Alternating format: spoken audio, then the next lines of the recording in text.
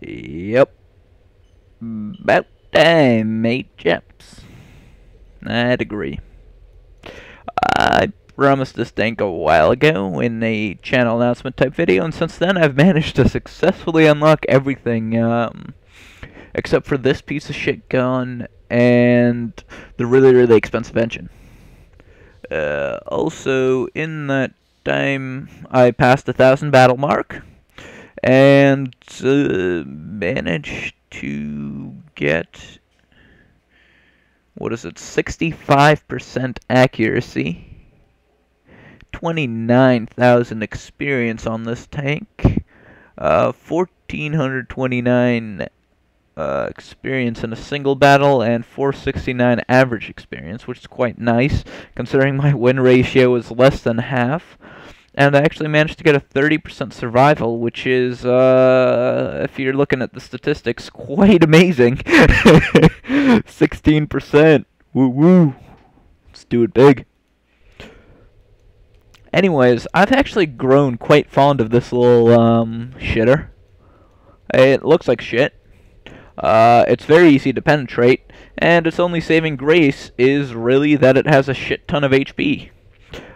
Because basically it has a 100mm plate here in the front, and it has an 80 in the back, and 60s on the side. So basically what that means is if I were to, I don't know, arbitrarily pick a 3485, which pops up quite often in my matches, it has a 100% chance to penetrate me, even when it's shooting from the front, because my armor has absolutely no slope to it whatsoever, unless it hits down here. And even here, I'd say there's like an 80% chance of it going straight through. I have yet to get a single ricochet on this tank, and the most popular spots to be hit are A, B, and let's see if I can zoom in enough, C. I have gotten probably around 13 criticals on my driver from things going under the mantle and hitting at the base of the turret. I've had my rotation disabled more times on this tank than all my other tanks combined, and every artillery shell that hits me seems to get a critical on my gun. So then I can't aim for jack shit, which makes my 64% accuracy even more amazing, really. But anyways, enough talkage. Ooh, 90% almost. That's awesome.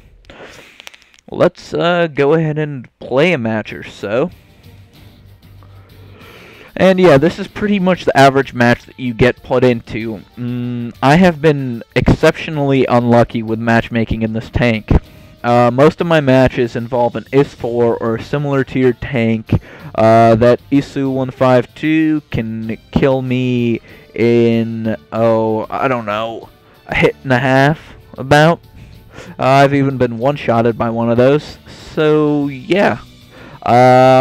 I always get fucked on matchups. And that's why my win ratio is probably so low. I can't really contribute to the team if I'm sucking so bad, but,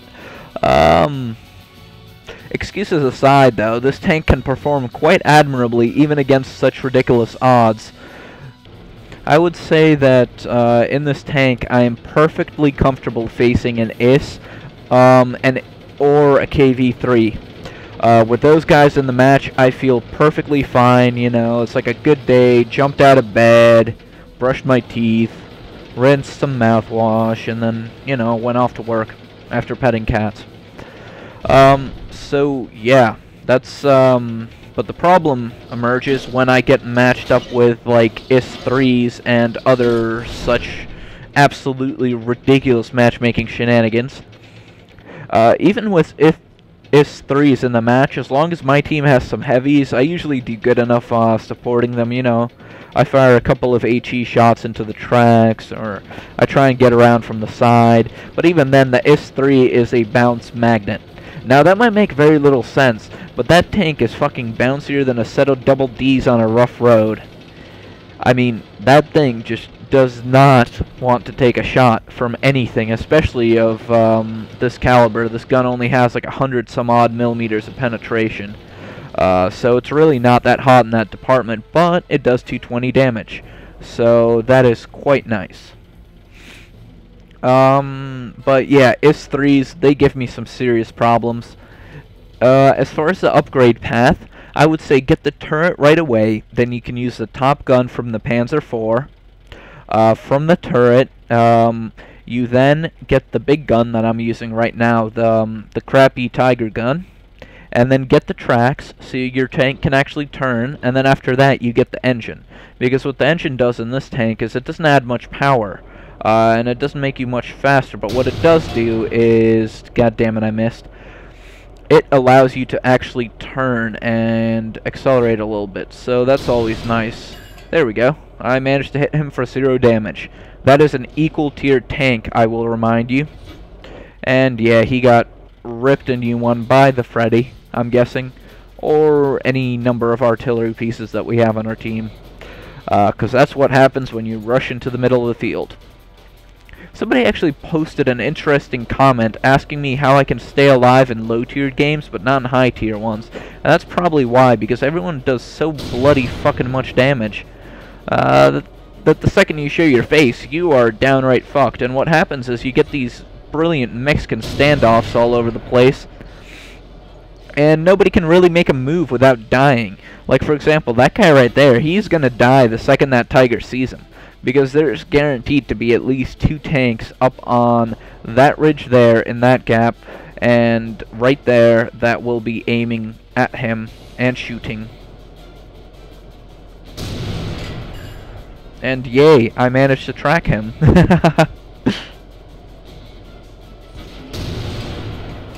But yeah, honestly, at that distance, not terribly much of a chance to hit. This gun is not as accurate as the one from the PZ4. So if you want accuracy, you'd better use that gun. And it actually has slightly better penetration, too.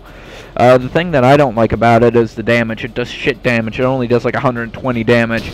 And these heavies, they won't even feel that. Honestly, that's like a mosquito bite. They will not give a damn. Oh, there we go. Finally did some damage to it. That's always nice to do. And let's just fire a shot off or two. Got another buzzer sound. That means I penetrated, but didn't actually do any significant amount of damage. While we're sitting here for a little while, I'm trying to pick a shot off at somebody because, as I said, you go down there, it's suicide. Let's talk about penetration mechanics a little bit. The way component damage works in this is that each component has a hitbox inside of the tank. And basically what happens is, once the shell goes through, it traces a path through the inside of the tank, doing damage to whatever hitboxes it goes through. So if it goes through like your radio hitbox, your radio's fucked. If it does enough damage. And then what your crew does is it repairs the damage, but only to a fixed amount. I also got a question as to what the different damages do. So let me attempt to explain. When you get hit in the tracks, it's pretty obvious. It slows you down a little bit, but mostly it just increases the chance that your tracks will break at any given point in time. And that's because, as I explained already, there's a hit point system for all of this, so that your crew can only repair a certain amount of hit points, and thus your component, even when repaired, is still damaged and has less hit points than normal. Now this guy is suicidal because you really can't fight a bathroom slipper in a T-44 as much as you may want to. Anyways, I am no longer in the bushes, but that's okay. I think I'm at a good enough distance as to where it doesn't matter anymore. Oh, actually, wait, it will matter in a second here. Because there's that tiger there that's coming for me, and shit, fuck balls. I am going to get caught out of position on a hill. Yeah, you see what I mean about this map? The second you get spotted, ye get fucked. That's how higher tiers work. So, I'm hoping to at least be able to do some damage. A good amount of it. And you see, there wasn't a single artillery piece. It's just a bunch of people camp on the hills all day long and then just shoot at you. And yeah, that's how shit works. But what can you do? I mean, that's just game mechanics. It pretty much necessitates that, especially on that map. That map is a very guilty camper map. The other thing that I was intending to show is this little piece of shit right here, if it'll just load. I have enough unlocked for it where I feel it's good. I have it up to maximum speed, and basically it's got flat sides, flat back. If you hit it there, tier 2 tank can penetrate, and the front slope isn't altogether that impressive. Turret doesn't really have much of a slope to it either, and you get... So far I've gotten very fucked when I try to do a matchup with this tank. Yeah. But what it ends up being is like a T-34 with less penetration, more damage, and faster acceleration, and about the same top speed, I'd say, probably. But this is a fairly zippy tank. But you see what I mean about being fucked in the matchups? Like, look at this. I am fighting a T-44 as a Tier 5 medium tank. The KVs I can accept, okay? KVs should be the top, though. I should not have to fight anything over a KV. Like, even a KV-3, there's absolutely nothing that I can do to that tank. But whatever. My relevant rants on the matchmaking system. Alright, so... Yay, T-44. Oh, hey there, Tier 8. You're only 3 tiers above me. Oh, hello there, Tiger that can kill me in one shot. How do you do? Like, I mean, it's just, honestly, it's just frustrating after this shit happens day in and day out. And that's really something they need to work on, because I feel that they can make a proper, proper set of matchmaking tiers without compromising the match speed. Especially given how many people play this goddamn game. Honestly, there's like 90,000 concurrent people on at one point in time. They completely blew Eve's records out of the water. And this game hasn't been around for even half as many years as Eve has. But you see what I mean about it being quite zippy?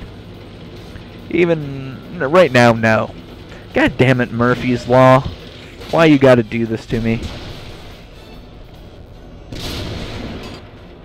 There's an easy 8, and this guy's fucked, and I'm probably just as fucked as he is. So what I'm gonna attempt to do is fucking run the other way. And hope for the best. Forget the rest. That's how I do things. But yeah, there we go. We are up to 40 some odd kilometers an hour. Yeah, I mean, really what you end up having is like the PZ3 without that awesome little snub cannon on it. That is truly and honestly what you end up having, so it just ends up being a very shitified experience. And even the KVs, you don't really have much of a chance of penetrating them, and then once you get tracked, you are like any other medium tank, completely and utterly fucked. Especially with the reload time on this thing. It is no match for the PZ3, which I would remind you is a tier lower. And the PZ3 is a tank that is way ahead of its tier. This is supposed to be on par with a Panzer IV, a 3-4, and the T-34, and honestly, I feel like it falls behind. I've heard it described as a tier 5 light tank, and I guess that description is kind of accurate. Because that's really the best thing that I could say about it. 45, 45, you know, 60 in the front. This is 64, but this has 38 front body armor, 64 on the turret. Just genuinely unacceptable. And as far as this thing goes, you get 90 and 110. So you basically flip the places of the penetration damage on the T-34. And yeah, just not that hot. That's all I gotta say about it. We're back with this tank. Anyone want to see how bad? Look at this, 85,000 people on right now, and it's telling me that I can't get a balanced match. Bullshit.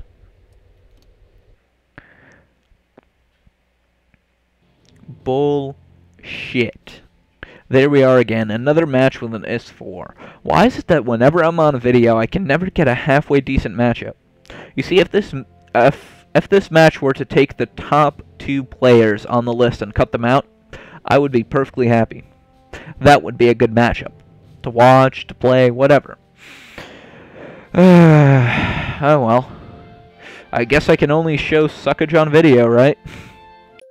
And yay, their team has 2 Su-8s. That means if they both hit me at the same time, I'm dead. Hooray.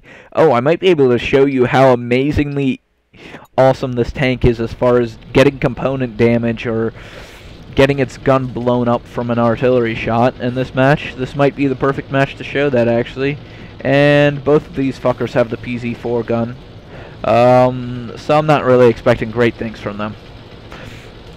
That having been said, though, I would say the PZ4 gun is a much better gun for this particular matchup.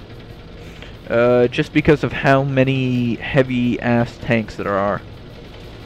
There's also a good amount of lights, like for example, right there's a light tank somewhere. Oh, he's on the other side of the rails, I can't actually shoot him. On the other hand, I have been spotted by him. Oh yeah, I'll talk about how camo works at some point in time as well. That's another game mechanic that is often misunderstood by the people at large. And fire. Aw, damn. Message. And we're done. Okay. Oh well. This turret is kind of halfway decently armored from the front. 110mm, that's alright. Not particularly hot, but it turns very slow. And I just can't help feeling like the T-34-85 has a good amount of advantages. Does it have the same amount of hit points? Oh, hell no. This thing is as close to a heavy as you can get, while still being officially called a medium.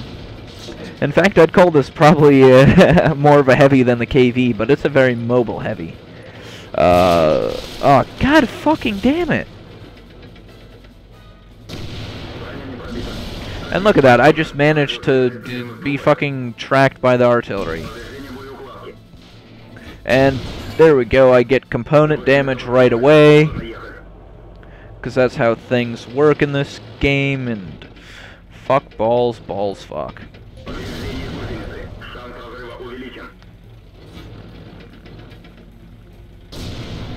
And somehow I managed to miss that shot despite having a 90% chance to hit. And I'm just waiting for more component damage at this point.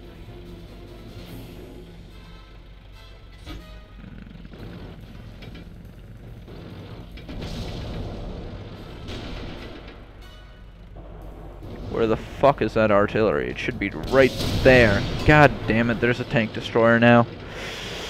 And voila, just like that, I have been rapaged.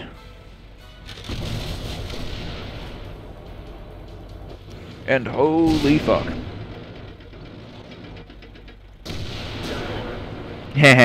Well, at least I got a kill out of it. But yeah, that is the only redeeming feature of this tank, is that it has such a large hit point buffer that you really can't go wrong. Now one might say, "Oh, Commie-Cat, you're a great buffoon. Why did you have your side turned to them?" Because it doesn't matter for shit. They can penetrate me where the fuck they please. And yeah, that sounds very wrong and sexual. Too bad. Because honestly, yeah, you can face your front to them, but this tank does not bounce, okay? This is like the itty-bitty A-Cup committee or something like that. Okay, compared to the S3's Double D Club. This fucker does not move. It might as well be made of silicone or something. So yeah, does not bounce at all. Ooh. Look at that scrapage shot, though. That's pretty nice. Still penetrated me, but it left a very nice mark right there. And that's my 110mm front plate, folks. So yeah, now I've given up trying to get people to bounce or not penetrate on this tank, especially when it's that high tier of tank. And the KV, honestly, it can penetrate a lot heavier things just dead up from the front with that gun. So no real point. No point at all. 682, we won on base capture, whatever. Close enough. I thought that, honestly, that would go worse, but I managed to avoid their team's heavies. And just to prove my point real quick, 167mm and 125 to 209. 125 to 209 against 100 or 110. Guaranteed penetration. Yeah. That's pretty much how life works in this tank, though. You just pretty much rely on your hit point buffer and not your... Oh, god fucking damn it. I don't even want to record this match. This is just going to be a bloodbath. There are 3 tanks, not counting artillery, in this match that I can do damage to. Okay, and then I could probably damage the T-43. So, put that up to 4. There are 4 tanks in this match that I can do significant damage to. God damn it, dude. What is up with this shit? Day in and day out, this is what all of those 60 matches look like. To be honest, though, 10 of them were actually interesting matches where it was just a bunch of, like, other tanks my tier. Where it was, like, tier 5 and 6. Those were the interesting matches. Those were fun to play. And those are the kind of matches that I hope for every time I hit the start battle button. Of course, I always have to get matched up with tier 8s and 9s and all of that fun stuff. Because, god damn it, it wouldn't be World of Tanks if I didn't. But seriously, besides artillery, biggest gripe in this game is how terrible the matchmaking is. And that one is a very easy fix. Artillery, blah blah blah. Somebody's gonna complain about it. Or like if an option was given to opt out of artillery, like if you could have matches without artillery, everybody would be taking that option. Let's not kid ourselves. That would be the option which everyone takes.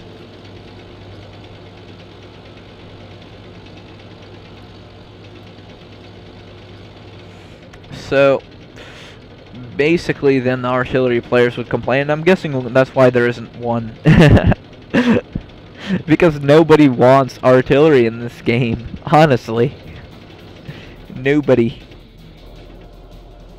Okay, maybe some people do, but they are sick in the head. Criminally sick in the head. Shit. Shit. Oh fuck. Oh fuck. Don't turn your gun. Don't turn your gun. Don't turn it. Don't turn it. Good. Keep looking that way. Good boy. Good boy. Yes.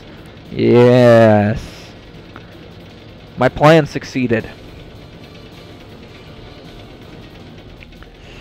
I managed to kill... Oh wow, look at that. How many tanks is that? That is 1 tank in this game that is left that I can seriously damage. Everything else has kind of been killed, and god, ballsack. That S4 just hit me. But you see what I mean about hit point buffer? Very nice to have. And for whatever reason, that shot going straight through my turret damaged neither my gun nor my reloader, and for that I am thankful. Because fact is, an artillery shot has more chance to damage either of those 2 things than an actual shot from a tank. And that's the other reason artillery is bloody annoying and kind of ridiculously imba. They have such good chances to get component damage. It is not cool. Not cool at all. Let's see, will he dip up or will he stay behind that hill? He'll stay back there. How about that guy? Ah, he's behind the hill. He's all the way in the corner of the woods. Well, basically, the way this works is, since their IS-4 went that way, I am going completely the other way and hoping that I survive. And by hoping I survive, I mean running straight into the middle of the enemy forces, right about like so. And this, guys, is how you beat artillery pieces. Unless there's a heavy tank, but whatever. I was going to be fucked either way. But that is the Kami-Cat way to beat a tank destroyer. You make yourself parallel with it, and he moves forward, you move forward. He moves back, you move back. And you have to turn into him so that your tanks grind together, and he basically can't face you. And since your gun is clipping through his turret, you'll be firing through his side armor and doing damage. And what do you know? I managed to get some experience. That is quite impressive. And 521 free experience. I don't think that's enough. No, I'm saving for 3,000 because I really don't want to play the M2 medium. M3 Lee, I want to play even less. but I may end up doing it anyways, though I really don't want to. I have no intention of unlocking the Sherman, so I'm going to get the Easy 8 eventually. Once I can bring myself to play that shit tank. And Easy 8 is probably going to be sucky as dick, because all of the American tanks are. The Pershing is actually pretty interesting in that it's more mobile than the other heavies, in a sense of the word. I mean mediums. Bleh. But yeah. Yep. He is here. I am here. Makes sense. 1, 2, 3. I mean, it's only 3 tiers away, right? No, it's really not, because this would be 1, 2, 3. Alright, and S3, yeah, I have problems with those, but actually, the matchmaking system that I would propose as being optimal, and what do you know, we lost, big surprise, would be you have tier 1s just having their own little orgy fest, because you know what, let the nooblets have their terrain. Then you have tier 2 and 3, 4 and 5, 4 and 5, 6 and 7, and then 8, 9, and 10 can all get together and have a fun time with each other, except for artillery. Artillery gets to count as +2 tier. So basically, if this is a 4, it would count as a 6, and so on and so forth. So basically, the tier 7 would count as a tier 9 and be in this bracket. Yeah, and the tier 8 would count as a tier 10.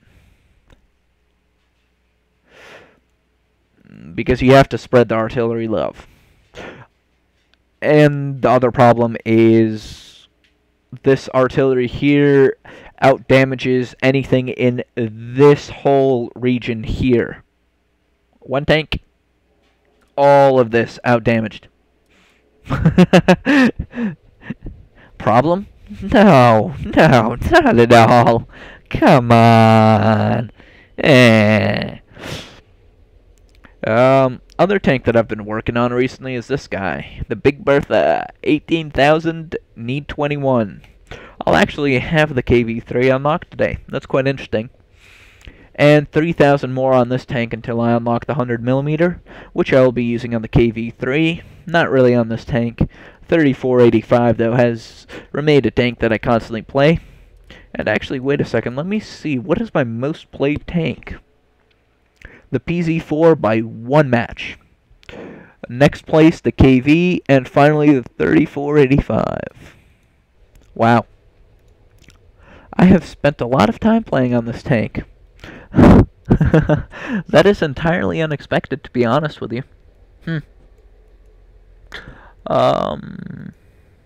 And yeah, the PZ4 still have lots of matches to play here. 35 grand and 27 grand. Ouch, ouch, ouch. But I fully intend on making this an elite tank at some point. And the T-34, I have not played this thing in centuries, but I will get around to it to make that tank elite as well. Just like the Leo, these will stay as a permanent part of my garage. The 3485 will stay. KV's not staying.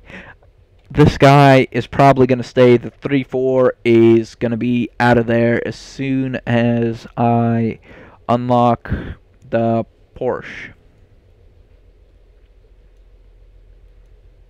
Yeah, that's pretty much how I'm going to play it. And I have they had a sale on slots, so I have 3 extra slots still available. So yeah, that's quite nice.